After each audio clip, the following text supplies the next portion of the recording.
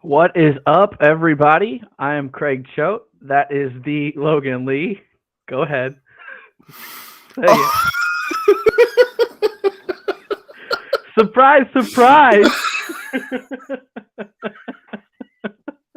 oh, Our oh, whole pre-show meeting, I had my camera covered. And oh. those of you watching on YouTube or wherever, we are doing this live. I have buzzed my head. I have hardly any hair. So, surprise, surprise to Logan there. Why? What's happening right now? Is this for a bet? No, I've been thinking about doing it for a while. It was very very long. This is kind of stealing the spotlight right now, but it was very very long. I've been thinking about doing it. Um, we're going to Florida here pretty soon. I was like, I'm gonna do it before Florida, get some sun on my head before we go down there, and yeah. So I'm sporting a new haircut. For those that have been tuning in Wow. for a full year now, I have I have no hair. So, You also got your anyways, shirt, so that's I cool. also have, yes, our Illinois men's basketball regular season Big Ten champ shirt. I So, was not um, expecting either of those things. So great. You had me stressed out for the last 10 minutes. I didn't know what you were about to show me. Ah, that's thank you great. for You thank you look for great. joining us, everybody. You look great. Thank you for joining us. A Selection Sunday special from No One Asked Us. I'm Craig Choate. That's the Logan Lee. Wherever you're watching this, our social medias are all over the page. Wherever you are watching this will turn into a podcast episode. So let's get that out there. At Craig W. Choate, at the Logan Lee, at No One Asked Us Pod on Twitter. Also now at No One Asked Us Pod on Instagram and on Facebook. We are all over the social media spectrum. Give us a follow and a like wherever you use your social media, which I'm sure everyone has all of those. So give us a follow. Also on YouTube, if you're watching this, give us a like, give us a subscribe down below. Our numbers have started to go up. I think a lot of that is due to the post-game shows that we do for the Illini, and we want to continue to grow this. So that would be really appreciated if you could give us a like and a subscribe down below. Logan, we have a Craig, bracket, man. we We have a do. bracket. Merry Christmas, Craig. I was telling Christy this as we were watching. I was like, it's weird not being nervous, like Yeah, I because wasn't nervous. when Yeah. when we were growing up, I feel like a lot of times Illinois was on the bubble, or like we really wanted to see where Illinois fell. Each of the last 2 years, we've kind of known going into today what was going to happen. Yeah. Last year, maybe there was some questions with, they if they win the Big Ten tournament, they could be a one. If they lose, they could fall to two. So there were questions there. But for the last two seasons, there hasn't been any really nervousness because Illinois was a top four seed. And this year, every bracketologist I saw, including yourself, had Illinois as a four. So I think everyone, including the team, was pretty confident that it was going to be a four seed. Yeah, yeah. I mean, I think there was certainly discussion, some debate where they could fall, but I think it was pretty set that they were going to be a four. I don't think anybody was ruling out a five. Three after what happened wasn't on the table, but happy to Yep. see it. Happy for the Illini. I'm excited. Love this time of year. We'll talk about the draw. I don't hate the draw, but we'll certainly get into that here coming up. Yeah, so before we go any farther, I will share the bracket here for us. Now, I'm going to show you the full bracket. For those that are watching on some sort of small device, it's going to be really hard to see, and I'm sorry. I don't know what I can do about that, but Can, excuse me. We can do have you the full do bracket up here. what you did at first when What it I was just did? on when it was That's a good bigger? point. Do that That's a good instead. point. They don't need to see us. All right, how do I get Make back to that. that? That's I don't the know. question. I don't know. I'm just going to start messing around with things until there we go. How about that? That works. That's All mostly right. good. Mostly good. All right, so we're just going to run through it as it stands, and then we'll break down individually each region. It started in the West. Gonzaga got the 1 seed in the West. They're taking on Georgia State, the 16. Boise and Memphis is the 8-9, with Boise being the 8. UConn is the 5 there, with New Mexico State, a team that I thought Illinois could face in the first round, New Mexico State. The 4-13 is Arkansas, Vermont, and then 6-11 is Alabama, and then Rutgers, Notre Dame for a first four play-in. So Rutgers and Notre Dame get in after being on the bubble for the last couple of weeks. The 3 is Texas Tech, 14 Montana State, Michigan State's the 7, Davidson is the 10, and then Duke is the 2 with Cal State Fullerton as the 15. So that's your West region, 1 through 16 plus 2 11 seeds. Then they went to the South, which is the bracket that Illinois is in. Arizona is the 1 seed. They get one of the first 4 winners with Wright State and Bryant. And then Seton Hall TCU is the 8-9. Houston UAB is the 5-12. Illinois is the 4, as we discussed. I think everyone knew that they were going to be the 4. And they get the 13 Chattanooga, a former NCAA opponent for the Illini, which we will talk about here in a little bit. Colorado State is the 6, and Michigan gets in as the 11, not even on the bubble. They weren't a last 4 in, first 4 games in Dayton, which was interesting. 3 is Tennessee, 14 is Longwood, 7 Ohio State, Loyola Chicago is the 10, and Villanova the 2 with Delaware as the 15. Let's see if I can go back to that other. Yeah, that's not going to work. Damn. You see who's already trying to steal the spotlight today? No. Not to get away from what we're talking about, but a very big news update just came across the wire. That doesn't surprise me at all. But we can talk about that later. Oh my gosh. Okay, we'll talk about that later. I got to zoom in here. I'm okay. The Midwest, just running through it, 1 through the matchups. Kansas versus either Texas Southern, Texas A&M Corpus Christi. Those are the 16 seeds. 8-9, San Diego State Creighton. Iowa, Richmond is the 5-12. Providence, South Dakota State's the 4-13. 6-11 is LSU, Iowa State. Wisconsin, Colgate's 3-14. USC is the 7. Miami, Florida is the 10. Auburn, the 2. Jacksonville State, the 15. And finally was the East.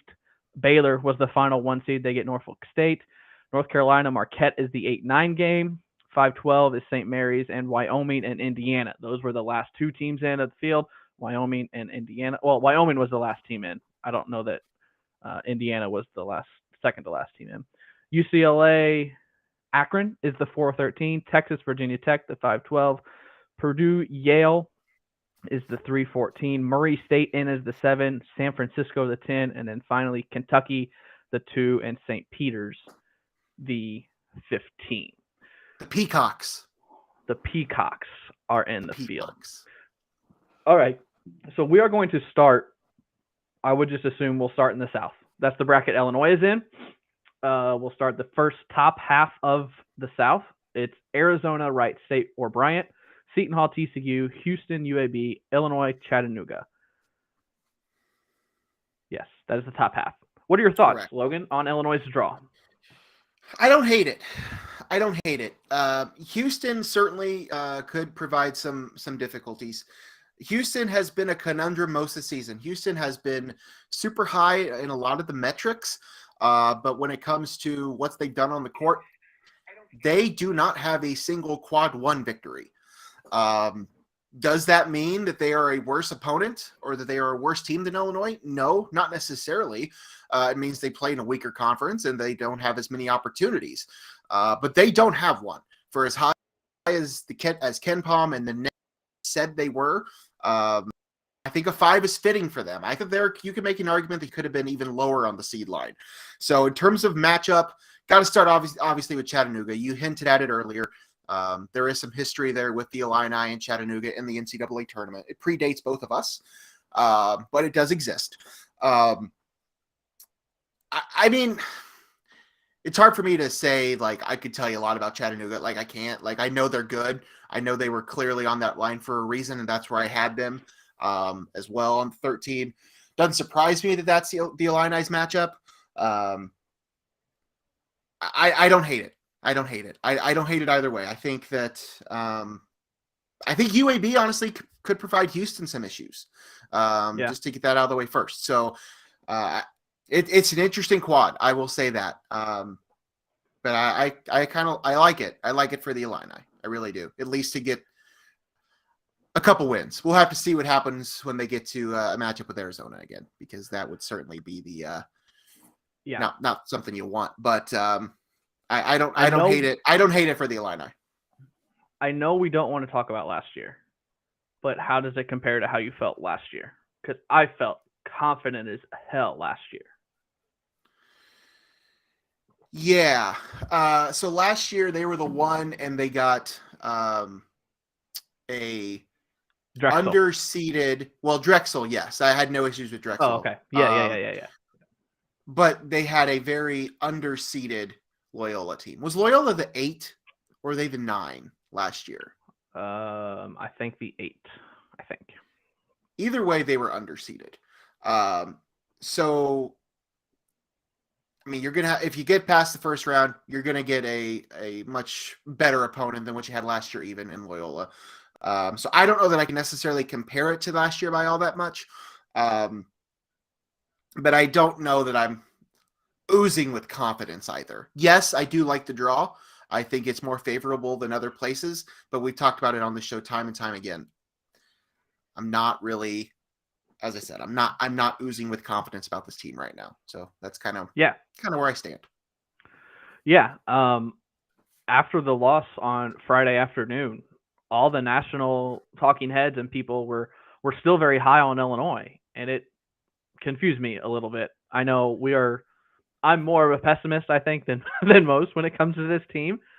But this team has a lot of holes, and so I don't. I was surprised to see people still on the Illinois bandwagon after an early round exit in the Big Ten tournament. But a little more on Chattanooga. They are led by a couple transfers. Malachi Smith is their leading scorer. He transferred in from Wright State after the 2019 season.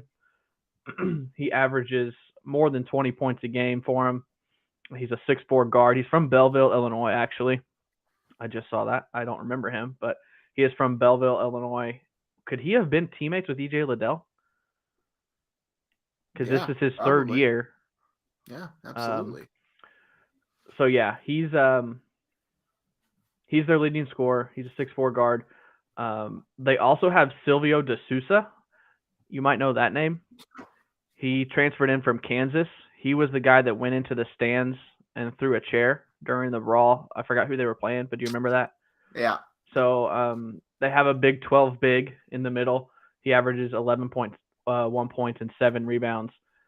Smith averages 6.5 rebounds as well and 3 assists. So they got a very good lead guard. The Mocs do. They're 27-7. They finished first in the Southern, and then they did win the Southern Conference tournament. They were one of the first marked moments this season when John Baptiste hit the buzzer beater against Furman in the conference championship to win it 64-63 in overtime. So not a whole lot known about them other than they did play Illinois. I believe it was in the 1997 NCAA tournament. Do you remember? Have you seen that? I don't remember what year it was. I'm gonna try and pull it up real quick. I think it was 97. Illinois was like a 3 seed, maybe. Illinois was a 6. Okay, Illinois was the 6. They were 21-9 in an at-large. They were a 6. Chattanooga was the 14 that season. Where'd they go here? Yeah. So Illinois beat USC by 13 in the first round in Charlotte. And then Chattanooga upset Georgia in the first round. This is 1997. So everyone was really liking Illinois to go to the Sweet 16, but Chattanooga beat Illinois by 12 in the round of 32 to advance to the Sweet 16. So we know the NCAA likes to do some storylines here. So there's a little bit of one with the Illini. Another one that I kind of wanted to happen was Akron is a 13 seed as well. And Akron is coached by John Gross. I really thought that would be a matchup that Illinois could potentially see. Yeah. Also, New Mexico State was a team that I think people thought could fall to the 13 line and Illinois could see, but they ended up with a 12 seed, so they were off that 13 line. A lot of storylines here. And as we continue, second round could be another storyline with Houston. Kelvin Sampson coaches Houston, and we all know what Kelvin Sampson did to Bruce Weber's program with a certain guard from the Indianapolis area who wore number 10. Chester Fraser has a loving friendship with. So that could be another very good storyline in the second round. So that's the top half of the quad. Do you see an Arizona-Illinois Sweet 16 just initially?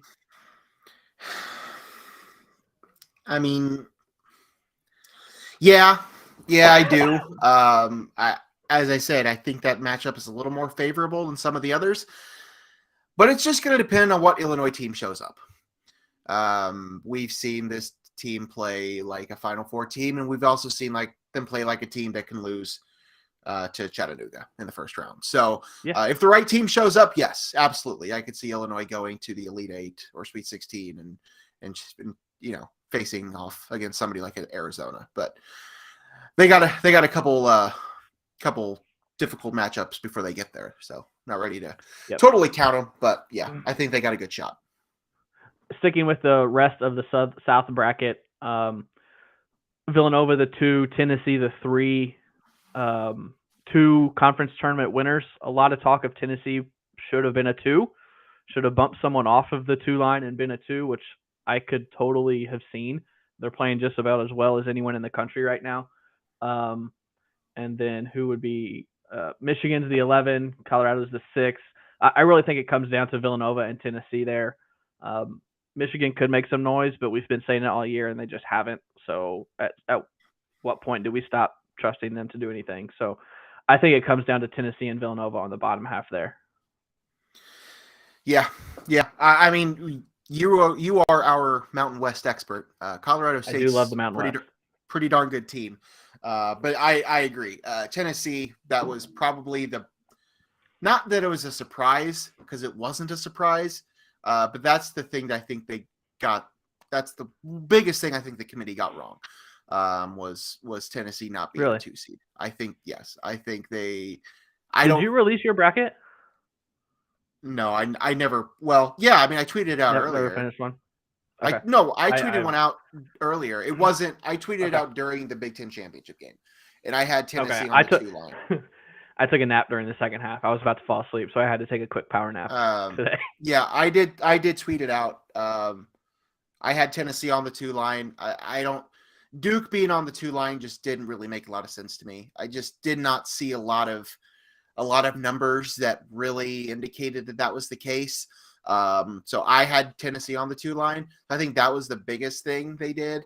Obviously, you can argue about some, who should be in, who shouldn't be in. But in terms of teams that were definitely going to be in, Tennessee not being a 2 seed, I think was kind of head scratching to me. So for that reason alone, yeah, I think they're a very dangerous 3 seed. But Villanova is also a very good team there too. So I don't know that I foresee either of them having too many issues. But if I was going to pick anybody, it might be Colorado State. I worry a little bit about Villanova because I think they only go 7 deep consistently. I'm not 100% sure about that, but I don't think they're a very deep team. But it's Jay Wright, it's Villanova. They have one of, if not the best point guard in the country in Colin Gillespie.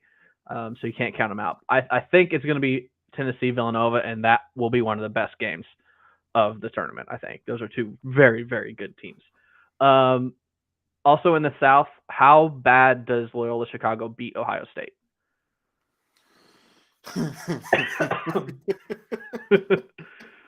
That's the first. I saw that and I was like, "Yep." Yeah, that's Ohio State's not playing very well. They're struggling. Yeah. I could see it. I don't think Loyola's as dangerous as they were last year. No, but I wouldn't rule them out, especially the way Ohio State's playing right now. Yep. All right, that is the South. Those of you listening, we do have a handful of people in here. Get in the chat. Let us know what you think. I see Coach Steve is on here. He was hoping for, I think he said I was hoping for that too when I was talking about Gross and Akron. It would have been really cool. I think Illinois could have handled Akron, so I wasn't too worried about it. I don't know. My thoughts on John Gross weren't great 4 or 5 years ago. But I really do think he's a good dude, and I'm glad he's doing well at Akron. I just think he's a MAC coach. He's not a Big Ten coach. Oh, I agree. I agree. For those that are watching, get in the chat. Let us know what you think. How far, if you're an Illinois fan, how far do you see Illinois going? How do you like their draw? We might show a couple of them here. If you got some questions for us, but what do we think? Asking us what we think of the bracket. Get in the chat. Let us know, and we'll try and answer some of them. But we are going to move on now to the West. Excuse me. The West bracket here was the first bracket released. Gonzaga, Georgia State, Boise State, Memphis. Does anything stick out to you here? I think it's pretty pretty easy for Gonzaga here. I wouldn't say easy. Yeah. I wouldn't say easy, but no, I don't know that I would say easy either. But I think Gonzaga has a pretty clear shot to get to the Elite Eight out of there. And even when you get to the Elite bottom, Eight for sure. even when you get to the bottom half, I think it's very favorable for Gonzaga. Yes. Yes. Especially out of the top. Yeah. I don't think UConn or Arkansas should. They could. Arkansas has been playing really good basketball. They could put up a test, but I think Gonzaga is to the Elite Eight here. I was kind of hoping Illinois would fall into the 5 with UConn because I think that's a better matchup for Illinois than Houston. I was hoping that was a 5 that they would see. If anyone might give Gonzaga trouble, it could be Memphis in that second round. I was going to say that. Yeah, I agree. I don't know. Memphis has struggled this season. I know they've had their own share of injury issues and everything else that Penny has been very vocal about. But yeah, I could see that. I could see that being a team that gives Gonzaga trouble. I'm not going to say that I'm predicting that to happen, but I could see that being an issue for them more than I would say Boise State would be. If Memphis could have gotten a 7 seed, I think they would have a good chance to go second weekend. But going up against the number 1 overall seed in the second round is going to be tough for them. They are playing a lot better, but I don't see them beating Gonzaga. The bottom half, I like a potential Texas Tech Duke Sweet 16 game. It's very contrasting styles.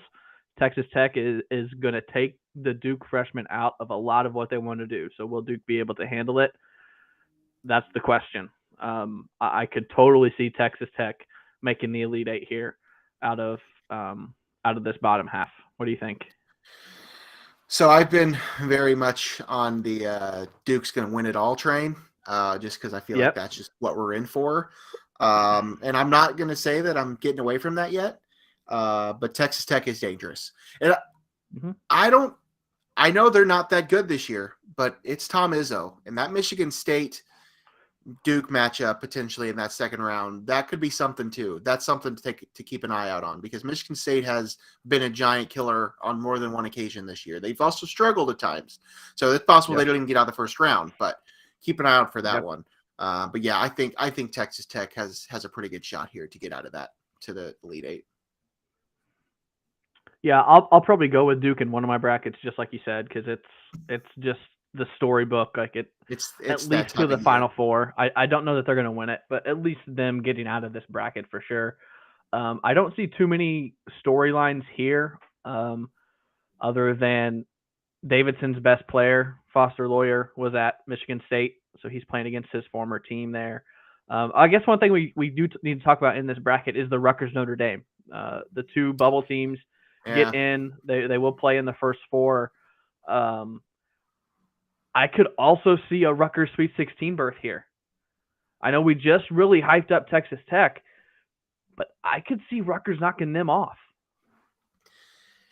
I think they have it, but this team, that Rutgers team, plays so much better at home than they do anywhere else. That's true. So, that's true. I don't know. I mean, I think they'll beat Notre Dame. They do. And they might even beat Alabama. That wouldn't shock me either. But I think after that, I don't see it happening. They were just so much more of a better home team than they were a team on the road. So that would be my biggest holdup for them. But I told you it would be the 11-12. The 11-12 You did tell me split. One would be 11, one would be 12. Yep. Yeah. I told you. Did you have Notre Dame in? Was it a surprise? I know they started falling and falling. They were in. They were my very last team, and I sent you about 8 teams that I was still debating between. I put them in. I don't really know if they deserve it, I'll be honest. But none of those really sticking out to me, just for the fun of it. But I didn't really know them. They don't have a very impressive resume. Now, I'm not going to say the has a very impressive resume either, but I think we committee really favors impressive wins. And that's something that Rutgers had. That's not really something Notre Dame had. So I don't really know what the reasoning there was, other than they had a good record in a really, really, really bad ACC conference. But so I was a little surprised. I did have them, but I wasn't really banking on that. Okay. So I think we've kind of narrowed it down to a Gonzaga, either Duke or Texas Tech Elite Yeah. Eight, with Gonzaga going to the Final Four probably. Yeah. Yep. I mean, Texas Tech is dangerous, and I could see that happening. But I think this might be Gonzaga's year. I really do. I know that's a I very agree. popular thing to say, but Yeah, the number 1 overall seed is going to be a popular pick. yes, I didn't buy in the whole number 1 overall seed thing. But I know that you. could be another Yeah. conversation. Yep. They went to the Midwest next. Kansas gets the winner of the other 16 seed play-in: Texas Southern, Texas A&M, Corpus Christi. Then San Diego State, Creighton, Iowa, Richmond, Providence, South Dakota State, LSU, Iowa State, Wisconsin, Colgate, USC, Miami, Florida, and Auburn, Jacksonville State. I like Iowa's draw here. I do too. I like Iowa's draw. Iowa's playing really well. Iowa's playing really well. Richmond wasn't picked to be here. They upset some teams to win the A10. Providence is Providence. The metrics don't like Providence, and they are starting to even things out. I think Providence is by losing some games here. South Dakota State is hot, so I'm calling this 13/4 right here. I'm calling the Jackrabbits over Providence, but then Iowa beats the Jackrabbits, and I think Iowa could give Kansas fits. Honestly, I think this is a very good pod here of 8 teams. So my dad sent me a text during the show, and he made a good point. He said something about Ken Palm thinks that's the worst region, which makes sense because Ken Palm has not been high on Providence or Wisconsin, and Auburn has even fallen quite a bit there. So for those being three of the top 4 seeds, not exactly the strongest. I do like Iowa. Iowa has been on one heck of a run here lately. They had the road bump against Illinois, which thankfully resulted in you getting that T-shirt. But other than that, like they've been playing really well, and to come out today and beat a good Purdue team, which we know Purdue's had their issues, but Iowa's putting it all together. I could really see them giving Kansas a run for their money. I really could. I think that's a very dangerous matchup for Kansas. Totally. I mean, looking at it and what you just said, Iowa could make the Final Four here. Yeah. Because we moved to the bottom half. LSU, not going to go anywhere. Wisconsin, vulnerable, one of the luckiest teams in the country, starting to level out just like Providence. Like you said, Auburn lost their first conference tournament game. Iowa has a pretty not easy. They have a favorable path to get to New Orleans. And like they're playing really good basketball. So I think it's probably the winner of Kansas and Iowa that goes to New Orleans, whoever wins that top half. Because like I've been saying all year, I don't trust Wisconsin, and I used to think Auburn was the best team in the country, but that has changed drastically. So this top half of the Midwest squad looks like the where the Final Four representative is coming from. Yeah, I agree. That's I think that's probably happening. Wisconsin doesn't really scare me, and Auburn can be really good, but they have issues at the guard position. They have 2 of the best interior players in the country.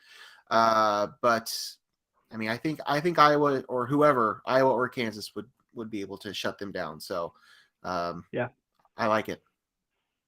The other thing in that bracket, the 6th seed, the Louisiana State University Tigers, are without a head coach. They fired Will Wade. Was that yesterday? Yesterday, they fired Will Wade because they just got the notice of allegations for all of his wrongdoing, and they saw it and were like, yeah, we cannot keep you. We are firing you. We are not paying you any more money. So LSU comes in without a head coach. Iowa State was a top 10 team early in the season. I think they started the season 12 or 13-0, and they were, I think, like 7 or 8 seed in the Big 12 tournament. They really faded. I'm surprised they're still in the field, honestly. So yeah, those are just a couple storylines there in the Midwest. I think we both like Iowa or Kansas to come out of that bracket. The last pod here, the last region is the East. Baylor does get the final number 1 seed. They're probably the fourth of the 1 seeds, and actually they are the fourth of the 1 seeds. They are. They get Norfolk State, North Carolina Marquette, St. Mary's, and then the final play-in game, Wyoming and Indiana. Indiana did not do enough to get out of the play-in, the first 4. The 4-13 is UCLA and Akron. Texas and Virginia Tech is the 6-11. Purdue gets Yale. Purdue's the 3. Murray State and San Francisco as a mid-major 7-10 matchup, and then Kentucky and St. Peter's. You want to guess, or what do you think what my initial reaction was as this was being revealed? This bracket in particular? Yeah, this region. I don't know. What was your reaction when you saw this region? North Carolina to the Sweet 16. That's a take. I said initial. I haven't flushed it through. I haven't done all the breakdowns. But I mean, I think could Baylor see it. is a beatable 1 seed. Yeah, no, I can totally see that. I wouldn't put that past them. And after that, I mean, I know UCLA is good. I don't think they have the same run in them like they had last year. They have not been quite as good of a team as people thought they might be this year. So yeah, I mean, if North Carolina is able to get out of they have to get past Marquette. But yeah, I could see that happening. I really could. I don't know that I'll necessarily be picking that, but I could see that happening. I think it's dangerous. I think they're a dangerous 8. I don't think this is I don't think this is necessarily a tough quadrant, or I don't know what we want to call it. It's not a quadrant. The top half of this region, I don't think is necessarily tough. St. Mary's is another 5 that I was really hoping Illinois would end up in their region as the 4. I was really hoping it would be UConn or St. Mary's as the 5 in Illinois' region, because I don't think those are the toughest of 5 seeds out there. I honestly think Kentucky has a pretty much cakewalk through this entire region. Yeah.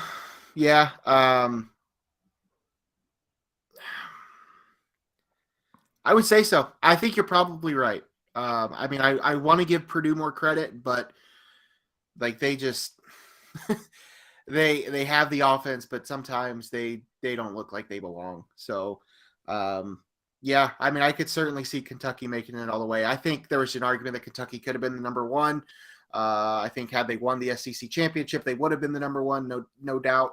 But yeah, I could see them getting out of that region, making it all the way to the Final Four. That wouldn't shock me at all. I know you just said that you don't think UCLA has the run in them, but I think I'm going to go UCLA, Kentucky in the Elite 8 here. Okay. Yeah, that makes sense. I think they're probably more favorable than a Baylor would be if they make it that far, or Carolina, as you talked about. Trying to think who else in there I think could do something. I mean, we've seen Marquette. Marquette could be dangerous, but I don't think that happens. So yeah, I like UCLA there. I like that. I like them getting out of there. I really do. The team with maybe the most talent in that region is Texas.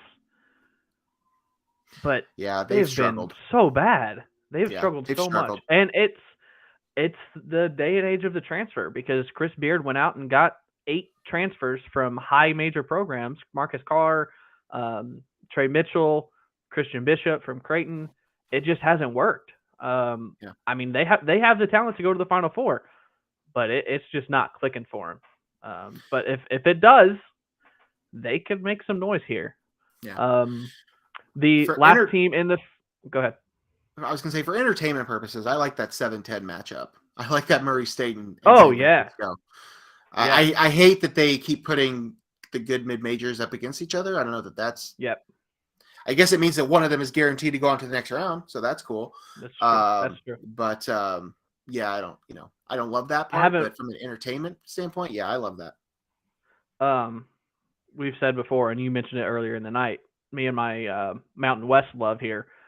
I watched a lot of West Coast basketball this year. and I watched some San Francisco games. I didn't watch a single Murray game until their conference tournament, and they didn't look great in that championship against Morehead Yeah. State. They barely won that. So that might be a 10-7 upset here because San Francisco, they went up against St. Mary's twice. They went up against Gonzaga twice. They went up against Santa Clara, who was another. Santa Clara was the 3 seed in that conference faced tournament. a lot better teams. Yeah, they faced SIU and Loyola. SIU hung with them. Loyola, I don't remember who won that game. It was in December. I don't remember who won that San one. Francisco won. I think that sounds right. Yeah, because I think they met in the middle. Like Loyola didn't go to San Francisco, but San Francisco didn't go to Chicago. They met in Denver or Utah or something. Yeah. The last team in the field was Wyoming.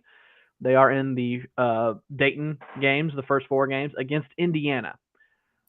You surprised that Indiana didn't sneak out of the first floor?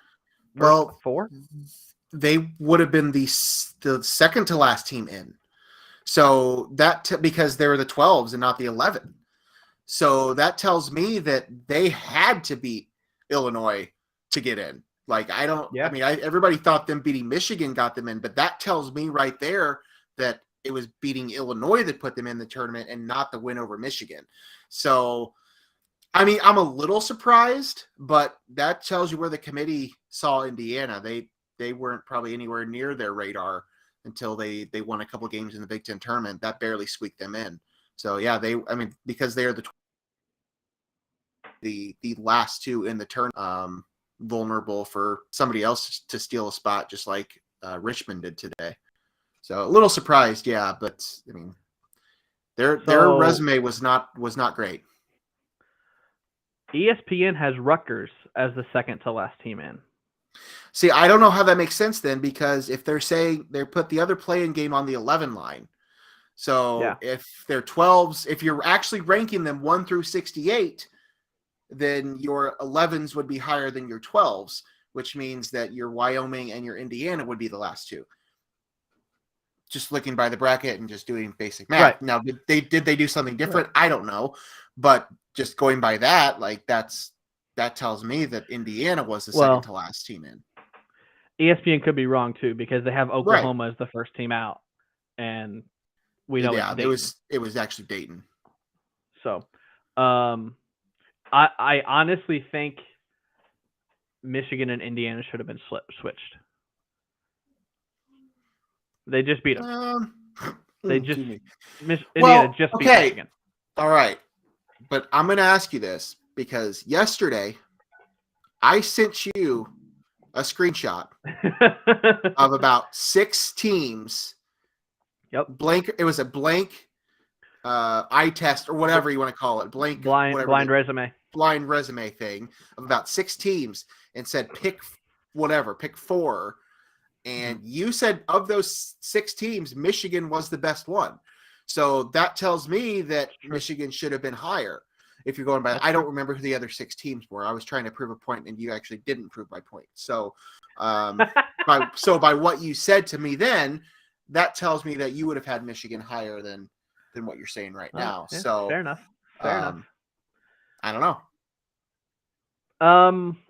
Just general thoughts. I know you said Tennessee not being a 2 is the biggest mistake they made. Anything else stick out to you about this bracket? No, not really. I think that doesn't really surprise me, because that kind of happens with those Sunday championship games. They kind of get pushed by the wayside. So that's something that I was going to bring up. And I don't know if it's just that, or I don't know, but I got the feeling there was something else that happened during the reveal of the bracket. And my what went through my head was, this proves that conference tournaments don't mean anything. Yeah, I think you can certainly make that argument. I think it probably helped Iowa move from a 6 to a 5. Yeah. Tennessee didn't move. They won. They didn't move. Auburn was a 2. They lost their first. They didn't move. I don't know. I've been following this stuff a lot closer this year than I have in the past. I've been spending not that I haven't always followed it, but I have been spending a lot of time looking over these resumes and these numbers over the last few weeks. So yes and no to what you're getting at. I do think they are important because I do think there are things that go into it. When it's Iowa playing Purdue down the stretch for the very last thing of the pick of the game, like if that was Indiana versus Purdue, I could see that being more important than Iowa. I think Iowa had pretty much shown what they were going to do. I don't think either of those teams was going to change their results Sunday. I think Tennessee is the one that probably most people have the issue with. I think Tennessee did more, especially after winning the SEC tournament, that they should have propelled themselves onto the 2 line. Maybe the committee just didn't want to have 3 SEC teams on the 2 line. That certainly could be a factor. Don't know. But other than that, and you asked me in terms of other things I was surprised by. I mean, the 1 through 4 seeds were all pretty clear to me. Yeah. Even the 5s, I was pretty accurate, I think, on predicting up through the 5 seeds. Then it got a little shaky, some of the 6 and 7s and 8s. I thought Wyoming's resume was better than some of those other teams. So I had them several slots higher than the last team in. But I know a lot of other people that have been doing this a lot longer had them also as one of those last teams in. So, okay, whatever. No, other than that, nothing really shocked me all that much. Texas A&M not getting in, I think, was also a big surprise. I think they had a better resume than what the committee, and then for Dayton being the first team out, I think that was the other big surprise because I didn't have them anywhere. I had taken them off my bubble list a week ago. So that was next on my rundown of things to talk about. For them to be the next team in or first team out or whatever, that shocked me a little bit. I did not have them anywhere near it. I think I kind of didn't even answer your question about the conference tournaments. I think it was just an observation. I think they're important and they're useful. Do they impact seeding all that much? Depending. I mean, yeah, those games are important. Those teams need to play those games sometime. Indiana clearly needed a couple wins to get into the tournament, so I think that was important. But again, when it comes to 2 teams that are already in, that are already probably top 4 or 5 seeds playing each other, is that really going to impact it? No, probably not. And I think they'll never admit to this, but I think I think that the games on Sundays don't matter. I don't think they matter as much when it comes to automatic or not automatic, when it comes to at-large bids and placement. Yeah, I mean, Illinois, Auburn, and Baylor all lost in the quarterfinals, their first game of the conference tournament. Auburn probably fell from a 1 to a 2, but Illinois didn't fall. Illinois didn't move. Baylor might have moved up from a 2 to a 1 after they lost. Maybe not. They were probably 1. Kansas moved up when they won it. Kansas moved from a 2 to 1. So and Auburn.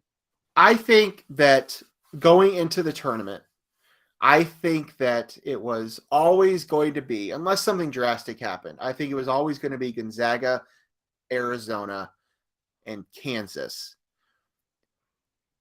But had Baylor won the SEC or the Big 12 and Kentucky won the SEC, I could see them taking over Kansas's spot. But really, when you get down to it, it was Gonzaga, Arizona, and then 2 SEC teams and 2 Big 12 teams. So if one of those teams wins their conference championship, they're getting in. Kansas did. Kentucky and Auburn didn't. So that left the door open. Baylor had the better resume over Kentucky. So that's why they got the 4th. Yeah. We just touched on it a little bit. They are going by the what did they call it?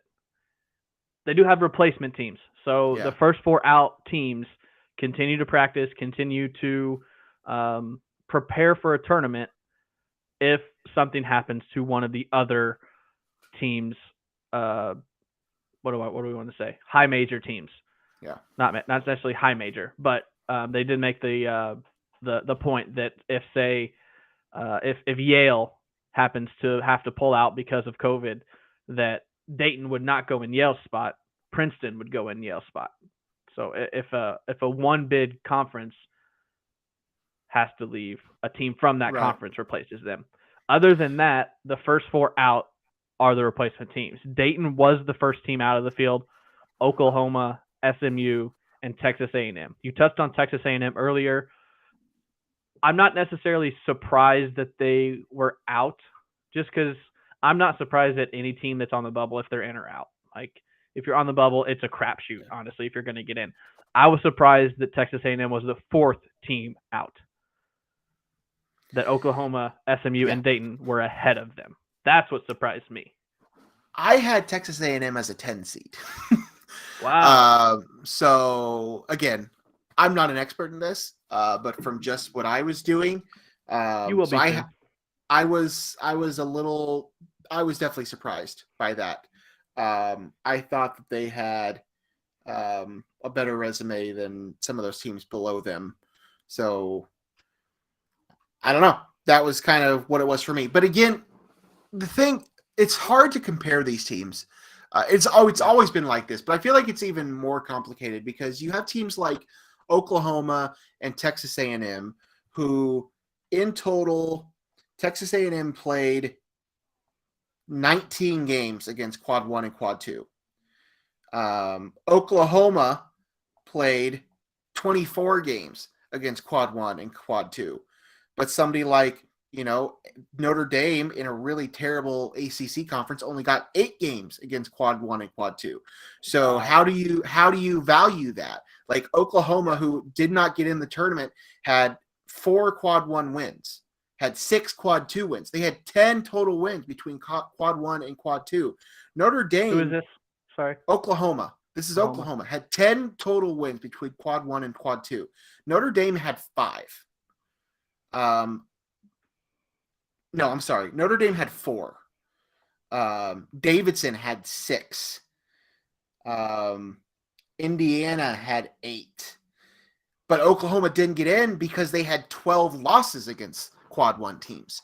So that's where it gets difficult. It gets difficult for the people that are putting this together. Like, how do you value that? How much more do you give Oklahoma's strength of schedule, mainly being in a very loaded conference, how do you compare that to somebody like a Notre Dame who may have had a better record, but their conference, which is typically good, sucked this year. So that's where it becomes a challenge. So that's where, like teams like Oklahoma suffered because of that.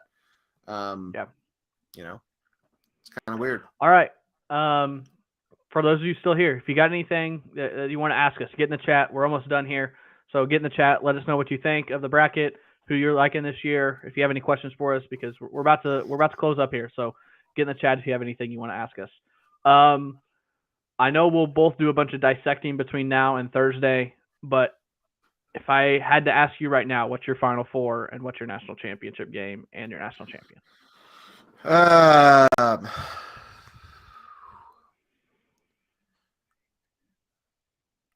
I'm going to go with just right now. Texas Tech. Wow. Tennessee. No. Gonzaga, Tennessee. Iowa, Kentucky. Gonzaga, Tennessee, Iowa, and Kentucky. Okay. How do you like that? Does that work? Yeah, I like it. I'm going Kentucky as well. I think that we do have a question here. Yeah, I didn't have SMU in, but I think they obviously had a case. They had 23 wins this season, 6 against Quad 1 and Quad 2. I don't really know what was working against them. They did have 2 losses in Quad 3 and Quad 4, but a lot of teams had more than that. So that one kind of surprised me. As I said, I didn't have them in, but I was also down to just that one spot, and I gave that one spot to Notre Dame. So I wasn't really surprised with SMU. I thought their 23 wins would have been enough, but strength of schedule Who was your first team wasn't out? great.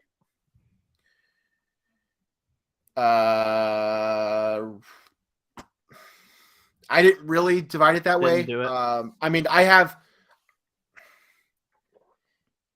If I would have had to pick one, it would have probably been Wake Forest. Wake Forest probably is who I would have. Would SMU have been in your first 4 out? Yes. Are they that close? Yeah. Yes. Wake Forest, who wasn't anywhere close, I guess. So Wake Forest, Rutgers, SMU, and Oklahoma would have been the 4. Xavier was in the tournament. Xavier played themselves out of the tournament the past 100%. Month. So 100%. That was another tricky one because like all of their numbers show that Xavier should have been in the tournament.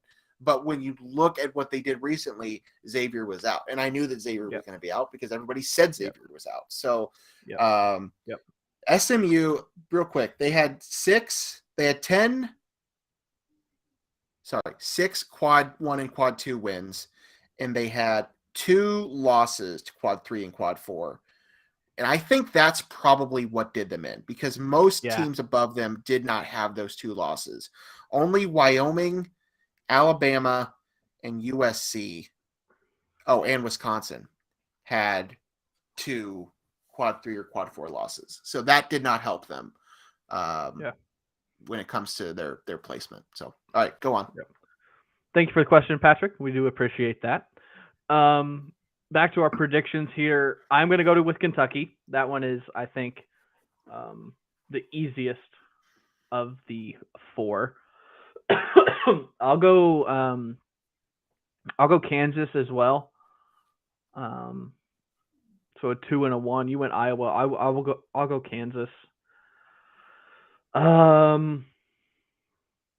My brain says Gonzaga, but my heart says Duke's going to do it, or the NCAA is going to set it up for Duke to do it.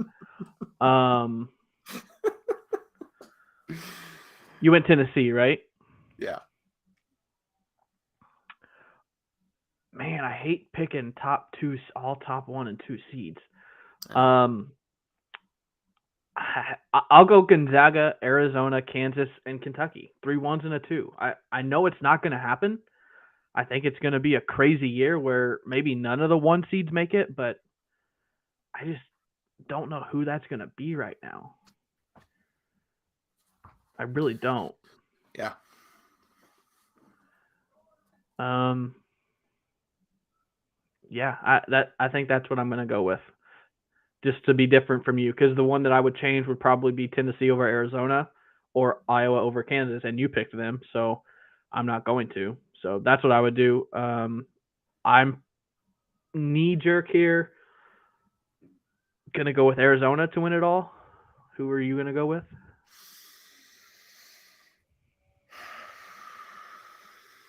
Kentucky. Yeah, that was my second pick. Kentucky over to Iowa, I guess. I don't like that, though. I'm already wanting to rethink all of it. But for right now, Kentucky over Iowa. Yeah, I got the top 2. I got Arizona, Gonzaga, a West Coast final with Arizona winning 2 years in a row. Gonzaga falling in the national championship. You want to plug our bracket? Or no, we're not doing that, are we? No, we're not doing it. We're not going to do it. That's right. Follow us on all the social medias. Do you have anything else before we close up here? No.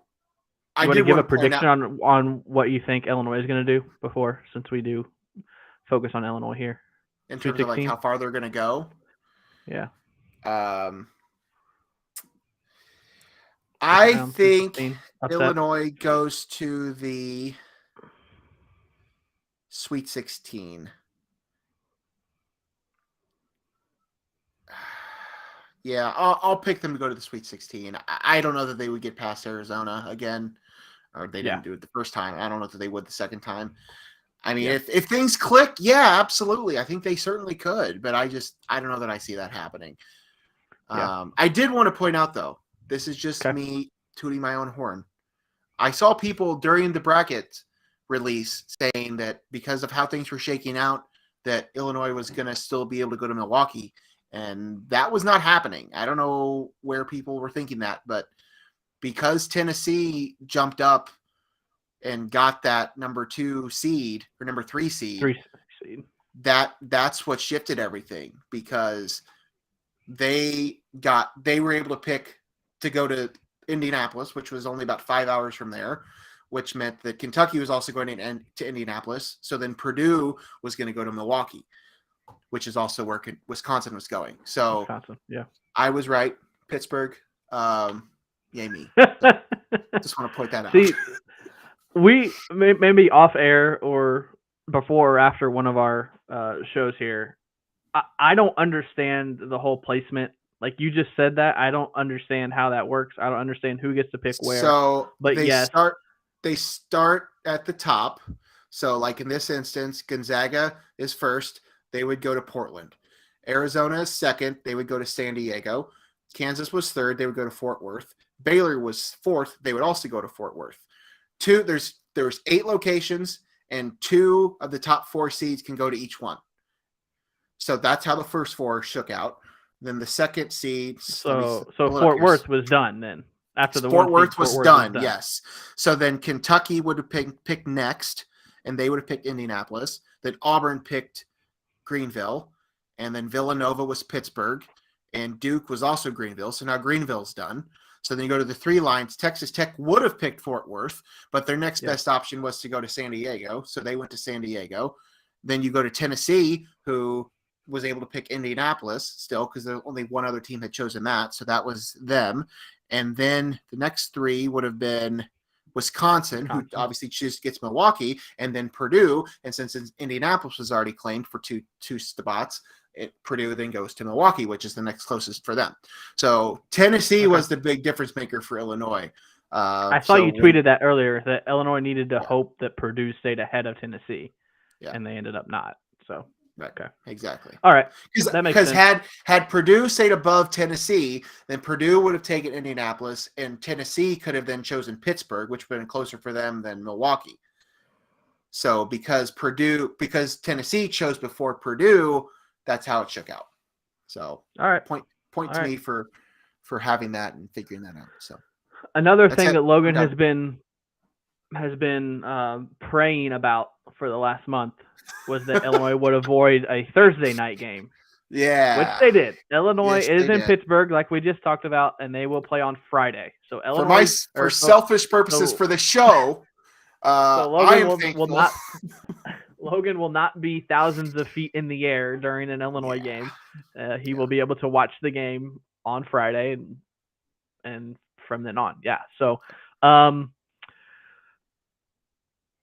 will also say Illinois makes the Sweet 16. I have obviously stepped away from the ledge that I was on Friday afternoon. And I told Logan after we got done that part of that was for the show, but a lot of what I said was I stand by, which is still true. But I was somewhat putting on a little bit of an act, but not all the way.